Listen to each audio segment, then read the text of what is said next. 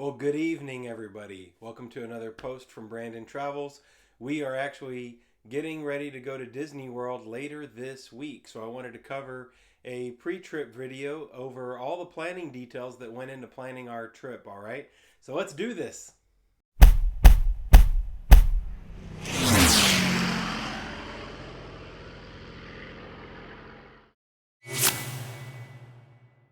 We will be arriving at Disney World on Disney Plus Day, Thursday, September 8th. When we planned our trip, we didn't actually know that it was going to be Disney Plus Day at the time, but it happens to turn out that our day of arrival will, in fact, be Thursday, September 8th, which is Disney Plus Day. They do have some special perks planned for subscribers, such as getting into the parks early. We will not be able to participate in that because we're actually going to be on a plane that morning, but we'll bring you everything that we can. So just be sure to check out our channel. And if you haven't subscribed yet, make sure you subscribe, like the videos. Helps me out as we're getting our channel started. Appreciate that as always. So wanted to jump right into what all went into planning this Disney World trip that we have planned. So I'll start right off with booking. So we are Disney Vacation Club members. We are staying at the Beach Club Villas in a 2-bedroom, which happens to be the largest sized room that they do have at the Beach Club Villas. And we do not own points at Beach Club, so the quickest that we could book that was 7 months. And so at the 7-month window, we actually got up early that morning when the booking window opened and made sure to grab that. Beach Club tends to be a popular resort different times of the year. September is one of the lighter months of the year for Disney World, so we were able to grab that reservation. We are very excited to stay there. This will be our first time to stay there, so we'll actually do a room tour and a resort tour and do probably a tour of Stormalong Bay, so make sure to tune back into the channel to see all those videos coming up soon. All right, so let's jump right into transportation from the airport to the resort. We have decided to try the Sunshine Flyer. Disney, please bring back the Magical Express. It was wonderful.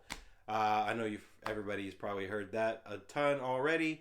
We used to love using the Magical Express. It really was kind of magical as far as not being able to mess with your luggage from the time you left your home airport to the time you got to your room. It just magically appeared. And of course, that bus transportation was included in everyone's stay. So Disney, please bring that back if you can.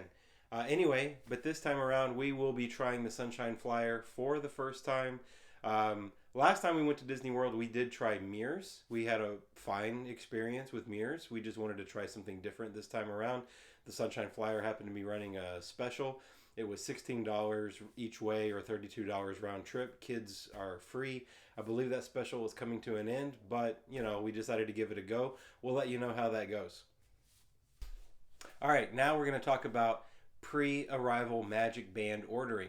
So if you happen to have a reservation at a Walt Disney World Resort hotel, you can actually pre-order MagicBands at a discount for your arrival, and they'll actually ship to your house right before you come.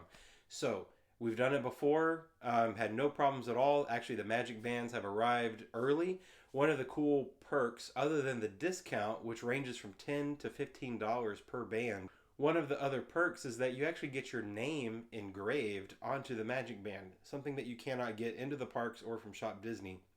So you get your name engraved into the band, and you get that discount. It's actually a pretty cool perk if you're in the market for a new MagicBand, or if you don't have a MagicBand, obviously you need to get one. So it comes in a box like this. We just got ours. I'm going to open it up right now.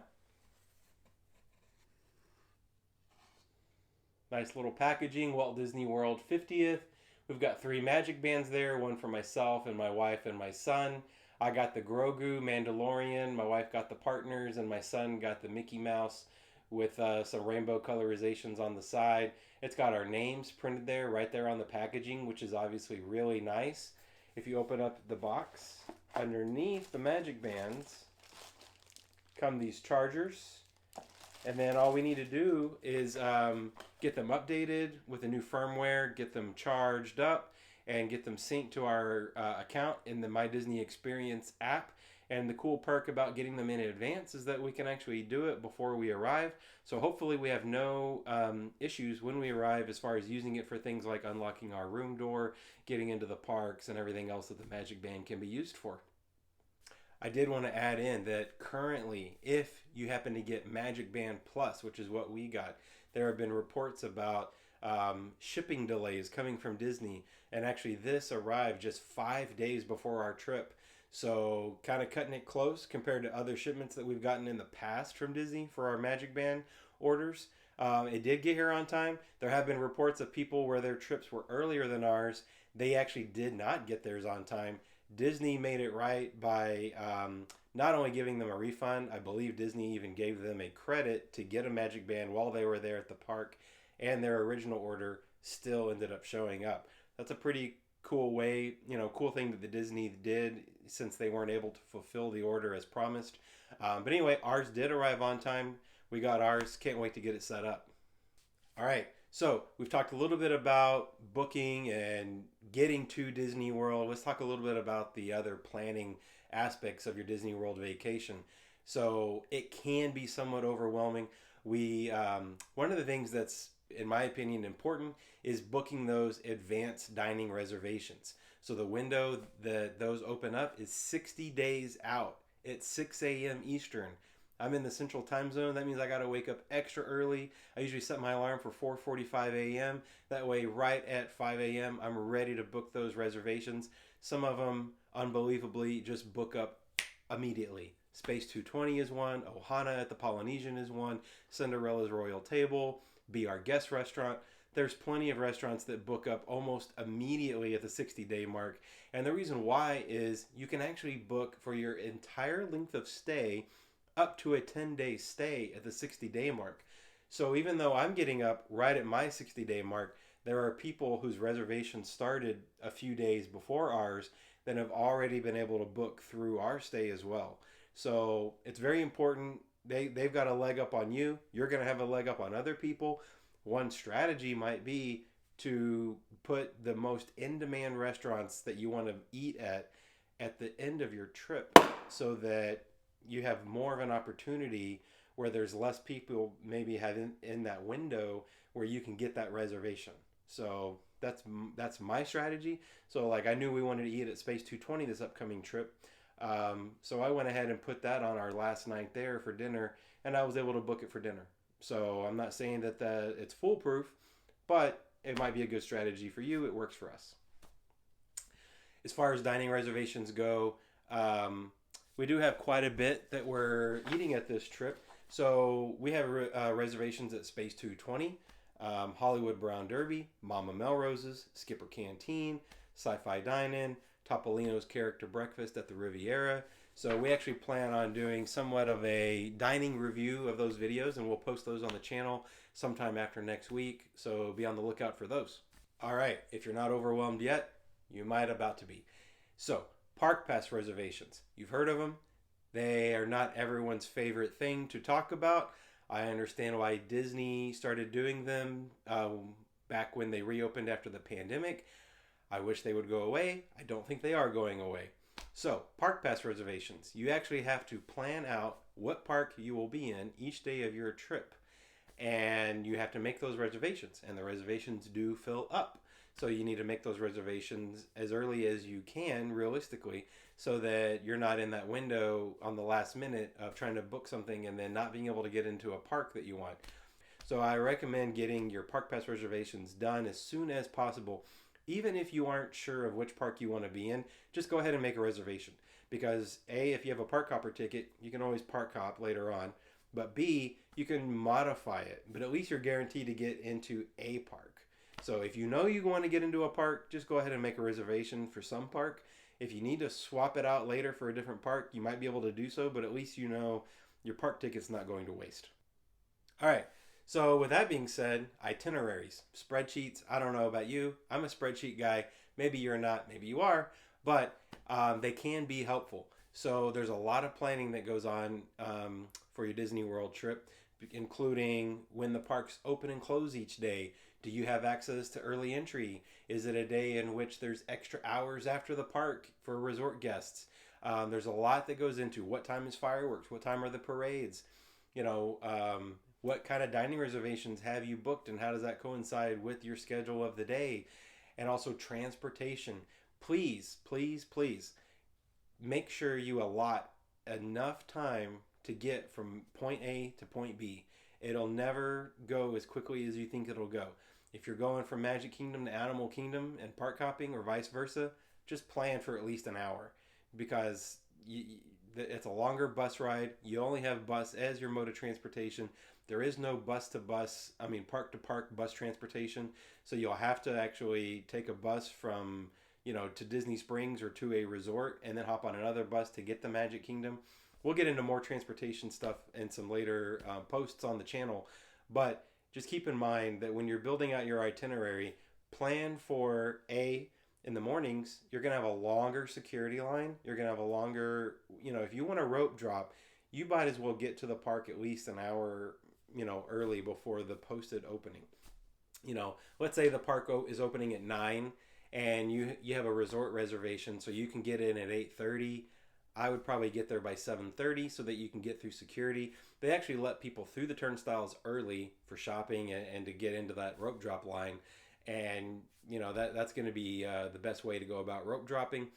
And then as far as everything else, it just helps to kind of have everything mapped out.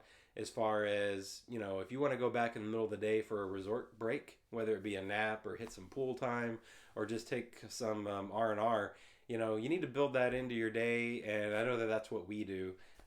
So anyway, itineraries are important. Spreadsheets, they can be helpful. I like to map our vacation out, and I have everything in there from like park opening, when do we plan on leaving the room, what dining reservations do we have, either whether they're in the park or if we have to leave the park and go somewhere else, building in that transportation time. And then, wherever you're going to be in the evening, same thing, your dining reservations, your park hopping, your transportation time, you want to be in position for fireworks, whatever it may be. And then what time will you be getting back to the hotel, and then giving yourself enough time to sleep because you just had a rough day.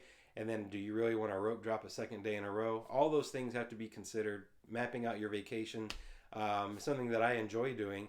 Not everybody's a spreadsheet person, but like I said, they can be very helpful. All right, now we're going to get into a couple of DVC-centric things that we use that you might find helpful as well, and that we've already got planned to arrive when we arrive, which is Owner's Locker. Basically, that's a third-party service. They don't endorse this, but I am a customer, and we use them, and we enjoy it, and we think it's a great service. So it's basically a large bin that you keep there in Orlando at a storage facility that they maintain, and they deliver it to and from your resort for you, and we've never had a problem at all. It always arrives the morning that we're going to arrive. We leave it with Bell Services, and it gets picked up and puts back in the storage locker, and we put things in there such as ponchos, umbrellas, aspirin, Band-Aids, extra magic bands, some of our chargers. I even have an Apple TV in there just to hook up to the TV if we want to watch something in the resort. I've got things in there such as a couple of hats, sunblock. I mean, things that that you're going to probably use every Disney World trip, but you may not need at home, or you may just want to purchase an extra of so that you're not lugging it back and forth in your luggage. That's what an owner's locker is for. So we find it helpful, and believe it or not, we actually filled up that bin almost immediately on our first trip, and it is packed airtight. We're almost ready for a second bin. Another thing, so if we normally stay in a 1-bedroom or 2-bedroom of a DVC villa, which includes a full-size kitchen, so we actually will do grocery delivery. Now, what do we have ordered? Not full meals. Like I said, I went through our advanced dining reservations. We love to eat at the Disney restaurants. But we like to get a head start on the day by eating breakfast in the room. So we'll do, one day we might make biscuits and gravy. The next day we might make breakfast tacos, whatever, you're into. But we like to make breakfast in the room, and then we also just have snacks. You got a full-size fridge, full-size kitchen, oven, stove, microwave, everything you need. Disney provides plates and cups and silverware. We actually do have paper plates on our owner's locker. and Disney has paper towels there and all sorts of things to be able to do the dishes. There's a dishwasher, so but we do like to have snacks in the room, and there's that. We use we shop with Publix and uses Instacart for delivery. Never had a problem. It always delivers on time. Love the app. One of the things I like to do is time our delivery for around the time that the window opens, around the time that our plane should land. And so or maybe a little after, but the shopper is usually shopping while I'm on the bus transportation from the airport to the resort. So if things pop up like they're out of this that I requested, do I want a substitution? And I'm texting back and forth with the shopper in the app while I'm riding the bus to Disney World. And then he's usually done around the time we get to the resort, and within half an hour he's at the resort, and we haven't wasted hardly any time at all, and we're in our room and we get our groceries delivered, and boom, ready to go. Now, I will say this: if you have your groceries delivered before your room is ready, Bell Services at Disney is wonderful at keeping your groceries in a refrigerated area and then bringing them up to your room whenever you're ready. So that's happened to us before, where the room's just not ready until the end of that check-in window, and we had our groceries delivered earlier, and Disney was able to just keep the groceries in a refrigerated area and delivered them to the room whenever the room was ready. All right, everyone. Well, I hope you enjoyed this video. Hope you found it useful. We'll definitely be preparing some more specific and detailed videos about some of the topics that we already covered in this video later on down the road. And like I said in my launch video, we'll be covering some very specific DVC related content in the months ahead. But we just wanted to, I wanted to post a pre-trip planning video for our trip that we're taking in just a few days. Like I said, we're arriving on Thursday, September 8th, going all the way through Tuesday the 13th. We'll be 6 days in the parks and 5 nights at Beach Club 2-bedroom. So obviously very excited. Love going this time of the year. The crowds are a little lighter, but we are going on Disney Plus Day, and be looking for more content over the next few days. And hopefully you found this helpful. And don't forget, my channel is new. I appreciate all the subscribes and likes, and in the comments below, let me know if you have any questions. In the meantime, look forward to seeing you soon.